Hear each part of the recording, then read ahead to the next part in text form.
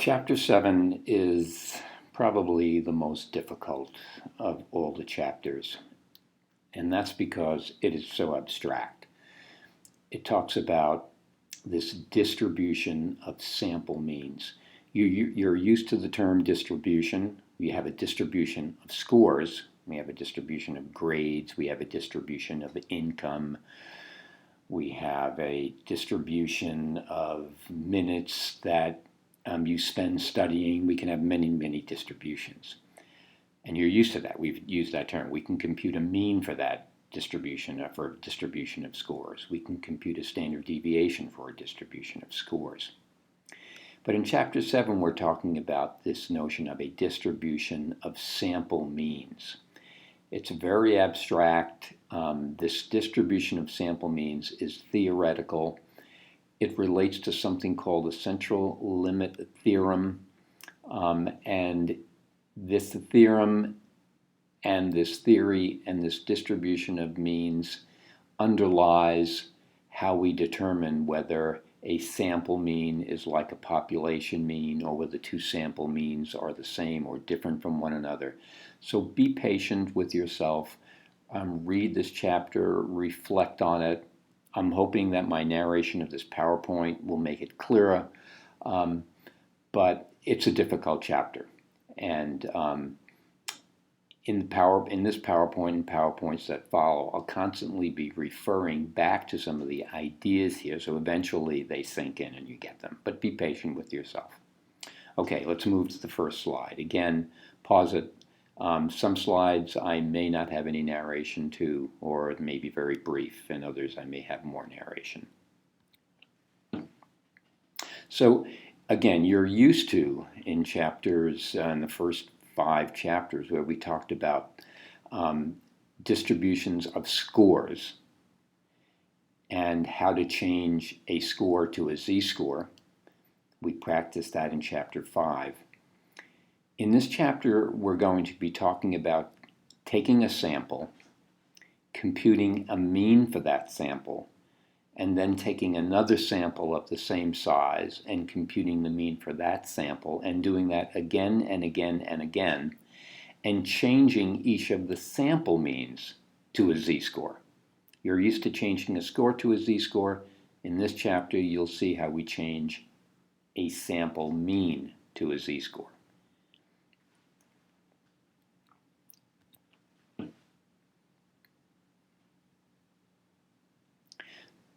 The reason we do this, the reason we wanted to change scores to z-scores was so that we can compare scores from different distributions, and also so that we could tell whether a given score was likely, was highly probable, or an improbable score. Z-scores of +3, +2, z-scores of -2 and -3 are rare. They occur in the tails of the distribution.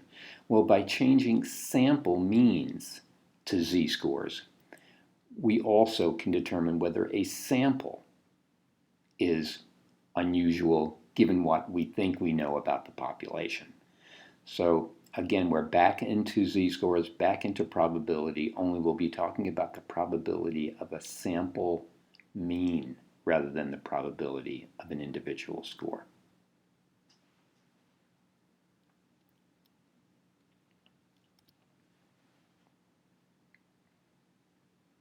So if you were to, let's say, have a population of scores, they could, again, let's say test scores, and you had the entire population, and you were to say, I'm going to take a sample of size 10 and compute the average for that sample. And if you kept doing that, taking one sample of size 10 and computing the average, and another sample, and another sample, and another sample, visualize a frequency distribution then, where all your values are averages or means, and we have a frequency for each of those means. If you did that, you would find that that frequency distribution becomes normal in shape. And the shape The characteristics of that distribution it talks about are specified in the central limit theorem. So make sure that you pay attention to this central limit theorem when you're reading this section and when you're reading this chapter. Again, if you visualize taking samples of the same size again and again and again and again, and we would have our sample means as our values in this distribution, they would form a normal curve. We would have some samples that were very close to the population mean, and some samples whose mean was farther away, and we would get some samples that were very extreme, that weren't near the population mean. They would tend to be in the tails. And this would all be due to sampling error, or degrees of sampling error. In this distribution of sample means, the mean of the means is called the expected value of the mean, and it would be similar to the population mean of the scores. You have to reflect on that, but if you keep taking samples from a population that has a definite parameter or mean, and you took the means of the sample means, you should get the mean of the population.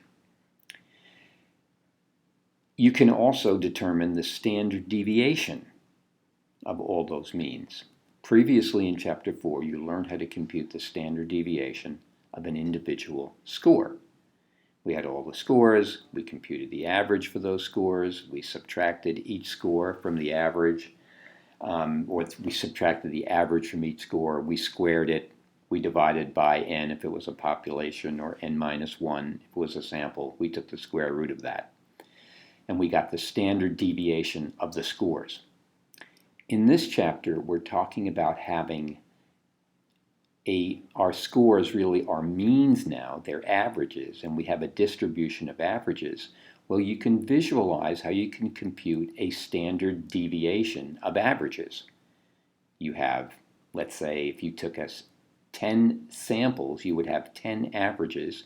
You add up all those averages. Now we have the mean of the averages, the mean of the means, and we go through the same process. When you're doing that, you're going to come up with the standard deviation of the means, and the expression for standard deviation of means is the standard error of the means. So when you read about the standard error, what it's really talking about is the standard deviation of the sampling distribution of means. And that's a long expression, and it's hard to get used to. It's hard to get your head wrapped around that. But the standard error of the mean is just simply the standard deviation of all those mean scores. Now, when you look at number 2, you see that strange, you're seeing sigma, the population standard deviation of the mean, equals the population standard deviation divided by the square root of n. So that strange looking symbol there is a square root sign. And that's the formula that we use to determine the standard deviation of the sampling distribution of means, or the standard error.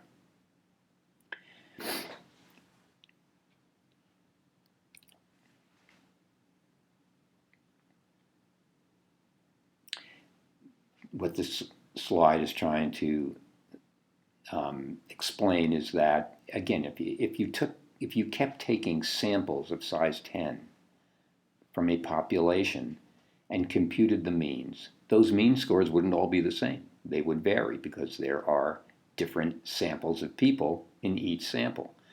Just as when we took, you take one score from a population and you sample another score, and you sample another score from a population, those scores are different because they're different people. If you take different samples, we have different people in each sample, so the means of those samples are going to be different. They're going to vary, and they're going to spread themselves out according to a normal distribution.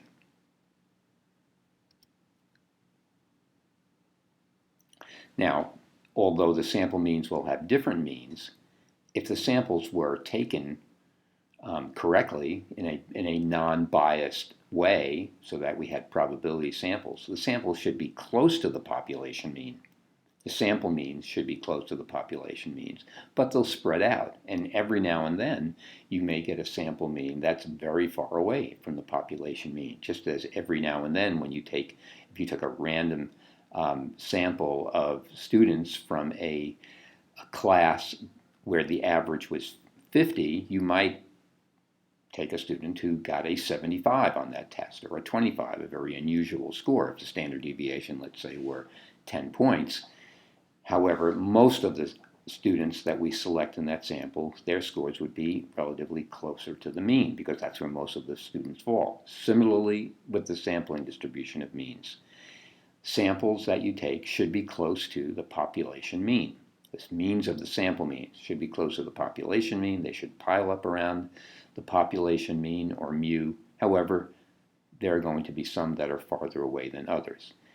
By changing each of those sample means to a z-score, we can determine the probability or the likelihood of any given sample mean. So here we have an example of if you took repeated samples of size 1 from a distribution where the standard deviation was 20, well, if you keep taking samples of size 1, you would get a distribution with a mean of 80 and a standard deviation just like the population standard deviation. And notice the variability in that distribution on the left. This one, sorry, I advanced the slide. This distribution right here. This is a distribution where we just kept taking samples of size 1, computing the standard deviation. The standard deviation is going to be 20 because that's the population standard deviation. But now if you took samples of size 4 and computed the standard deviations for samples of size 4, the distribution becomes narrower, because now remember, to get a z-score for a sample, to compute the standard error of the mean, you're dividing the standard deviation by the square root of n. So if we divide 20 by the square root of 4, we're going to get a standard deviation of this distribution of 10. And that's why it is a narrower, less variable distribution, because we're dividing to get the standard deviation of this distribution.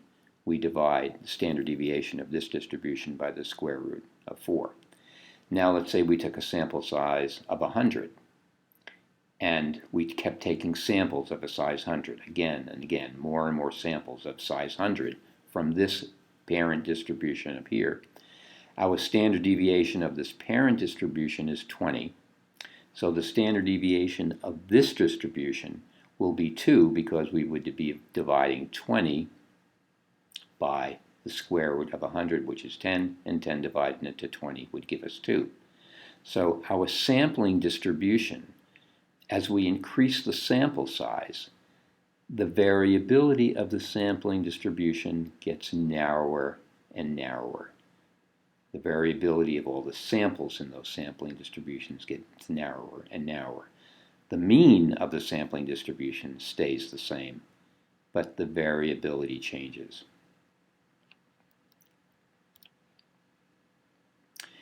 This is the important formula that in order to determine the likelihood of a sample, we divide the deviation of the sample from the mean by the standard error of the mean, and that will give us a z-score for that sample, and then we would be able to tell the probability, the likelihood of z-scores of sample means greater than that, or equal to, or less than that.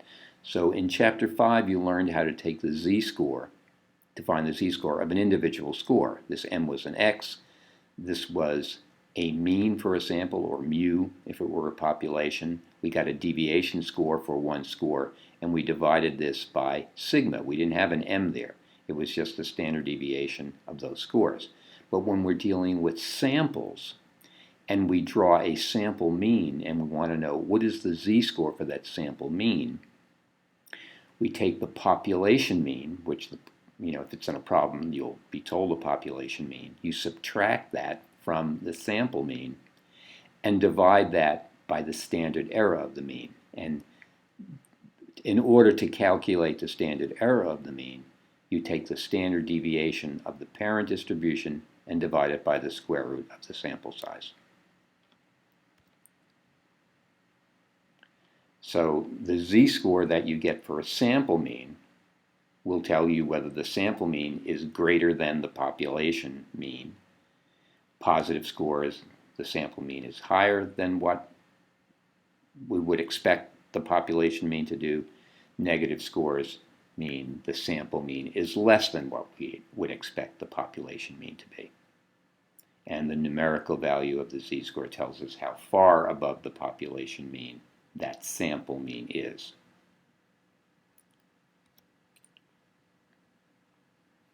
So if this were a distribution of means, this is what this M means, we could change every one of these means to z-scores and determine the likelihood of a particular mean. The mean of this sample is in the bottom 10% of all the sample means. The mean of this sample is in the top 10%.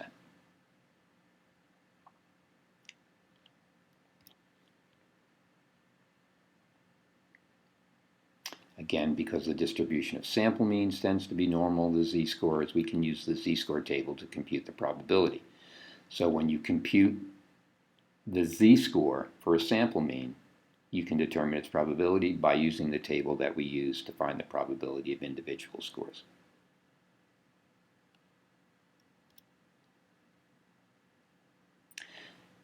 When you get a problem where it's asking you to determine the probability of a sample mean, it's important that you remember that you have to take the standard deviation of the distribution that that mean was taken from and divide it by the square root of the sample size. In Chapter 5, we simply divided the deviation score by the standard deviation of the distribution. To get the standard error of the mean, though, you have to take the standard deviation of the population and divide it by the square root of the sample size.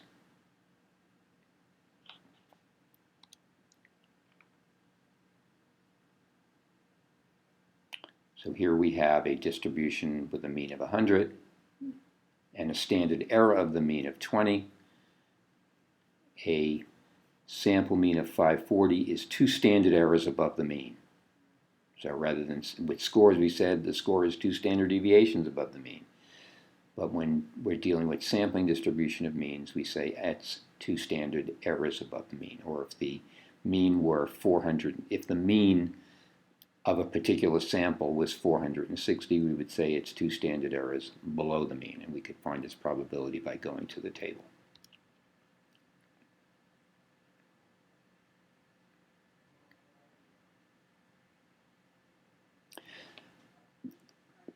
Again, think of a standard error as a standard deviation. The standard deviation, when we were talking about the standard deviation in Chapter 4, the standard deviation is the typical difference that you expect, the expected difference among scores. The standard error is the typical difference that you would expect among means. What is the average difference that one mean would have from another? If you were to draw samples, many samples, and compute means for all those samples would vary. There would be a distance between the samples, and the standard difference, or the standard error of those difference, or the expected difference, is what the standard error of the mean is. And what this figure is simply showing to you is that as sample size gets greater, as we go from sample size of 1 to 4 to 9 to 16 to 25, the standard error of our sampling distribution gets smaller and smaller and smaller. So that the greater the size of your sample, the closer your samples will be to your population mean. And the size of your standard error is determined by the standard deviation of the population and the sample size. We go back a few slides and we look at the way to compute the standard error of the mean. We compute the standard error of the mean by taking the standard deviation and dividing it by the square root of the sample size. And as that sample size gets larger and larger, this number will get smaller and smaller. And as this number gets smaller and smaller, this number gets larger and larger. So let's play around with this formula for a minute. To find the z-score of a sample, we find the deviation first of that sample from the population mean, just as we did with individual scores. Here the deviation score is the deviation of a sample mean from the population mean. That's what the numerator is.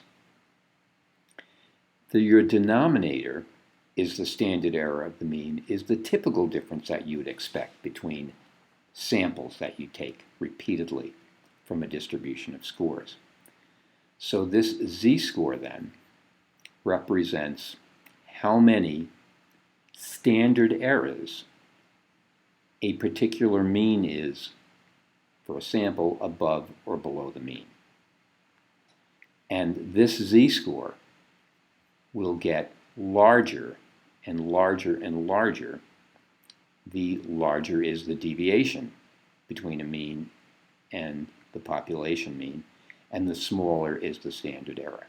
So what makes a z-score large, what gives you a z-score towards the extremes, is a large difference between your sample mean and the population mean and a small standard error.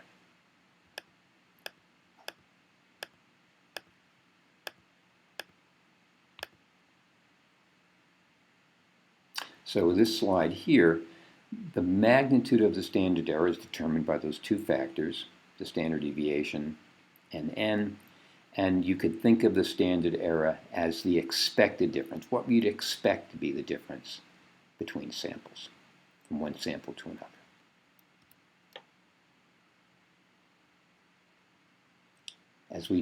As sample size increases, you would expect error should decrease. We know more about the population as our sample size gets larger and larger and larger.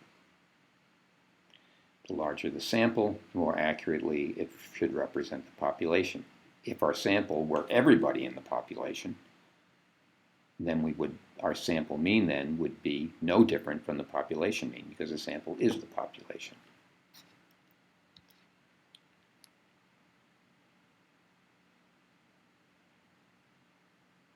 And again, the denominator here is the square root of n.